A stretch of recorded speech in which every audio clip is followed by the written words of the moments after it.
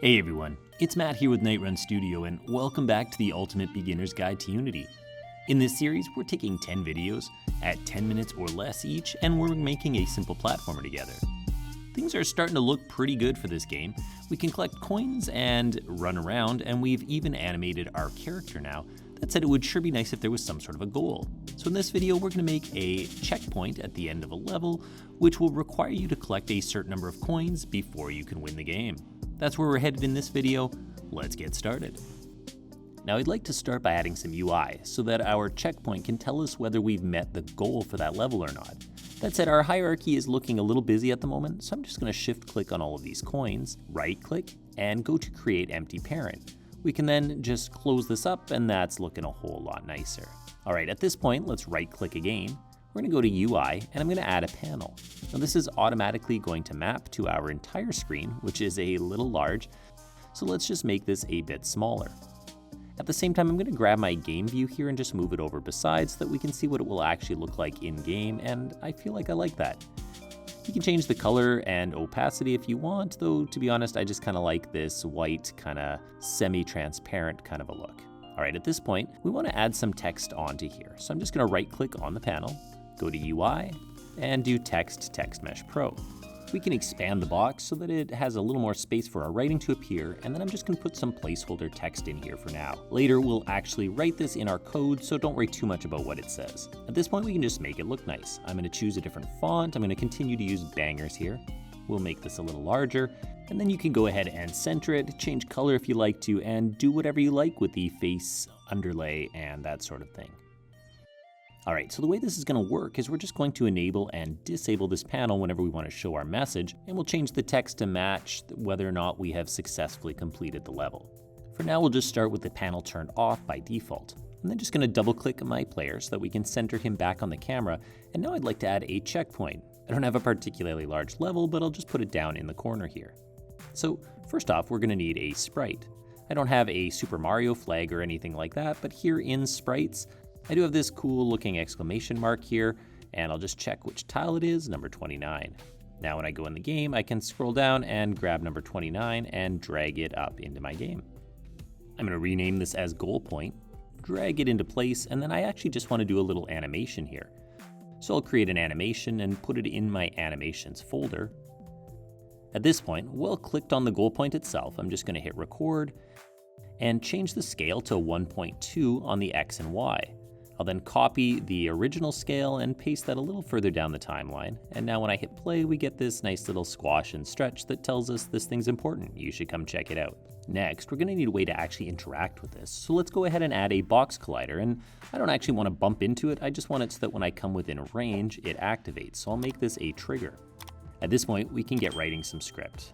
So let's create a new mono behavior script and call this one goal point. Now inside of this script, we can start by getting rid of the start and update method. And first of all, let's make a public game object reference to our panel. This will allow the script to know what object it's going to be turning on and off when we go to the goal point. Next, we're going to use a public void on trigger enter 2D method. This method will run its logic anytime any sort of collider enters its trigger area. The part in brackets here is simply a variable that's going to store a reference to that collider. So if the player enters this trigger, it will now store a reference to the player's collider in this collision, allowing us to talk to that later on if we want to. Now, all we want to do at this point is keep it simple. Whenever we enter this trigger, we just want our panel to be set active true. We can then copy paste this entire method here, rename it to onTriggerExit, and then just set the panel to false when we leave. Back in Unity, I'm just going to move the goal point a little lower so the player can activate its trigger by just walking over top of it. I also want to make sure that it always renders in front of the player. So I'm going to head to the sprite renderer here and give it a higher value than the player, who happens to be on layer 0 currently. With that done, we can test this out. And it is in fact working. When the player walks over it, it activates, and then when he leaves, it turns back off again. Now, it would be nice if we didn't just always win, so let's make it so that we get a customized message here. Now back in our goal point script, we're going to need a way for this script to know our current number of coins. So we'll make a public coin manager reference, and remember we made the coin manager earlier on, and it keeps track of the total coins we have, so that's the variable we'll need to talk to. Additionally, we're going to need an integer, which is going to be the number of coins that is our goal. Now, whenever we enter this trigger, we can do an if statement.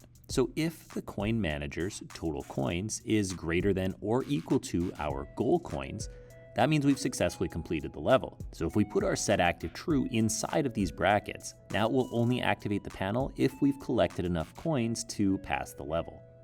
Back in Unity, let's just click on our goal point and you'll see that we now have this box here for the coin manager. Let's make sure to drag that object in there so that it can talk to it, and we'll also set a number of goal coins. When we get in the game now, if I collect one coin and go to the goal point, nothing happens. However, if I go back into the level and collect a second coin, I can now activate the panel's message. Great. That said, it would be nice if we could also have some sort of a clue or tooltip pop up to let us know the goal if we haven't yet collected enough coins. So we'll head back into our goal point, and here we're going to make a public string, and this is just going to be our win text. We'll also then make another public string for our lose text. These will create boxes in the inspector in Unity where we can write our customizable message. Now next, we're going to need to actually talk to our TextMeshPro. So let's add that namespace using TMPro, and then down here, let's keep things organized by making a header for all of our panel text. We'll then make that public TMP text reference, and we'll just call this one panel text. So essentially, just if we've successfully completed the level, we want to make sure that our panel text's text, remember it's not the font or size we want to change, but the text, should be equal to whatever our win text is. Then we'll create an else statement so that if we have not yet met our goal, the panel text's text will be equal to our lose text. Now, regardless of whether or not we've won or lost, we will always want to turn the panel on. So I'm just going to cut it out of here and put it down at the bottom so that it will, first of all, update our text, but then no matter what, it will display the panel with the correct message. Back in Unity, we've got some new boxes here now. Let's first of all grab our text and put it in there so it knows where to print this message, and then we can write our message. For example, congratulations, you've won the goal. Or, you still need more coins. We can now test, and sure enough, with just one coin, it tells us we need to find more, but if we collect the goal number of coins, congratulations, you've won the game. All right, we've actually got a game here. We've got a level that is animated and interesting with a camera that follows us. Our player has coins he can collect and a goal that determines a win or lose condition for the level. I hope you found this helpful. If you'd like some next steps in learning to use Unity, I encourage you to check out my Action RPG tutorial or my new Metroidvania series where I build on these platformer concepts but in much more detail. Additionally, if you'd just like to see more videos added to this series, let me know what you'd like to see and I'll consider adding some more. Anyways, I hope to see you in those other videos, but until that time, this is Matt with Nightrun Studio. Cheers.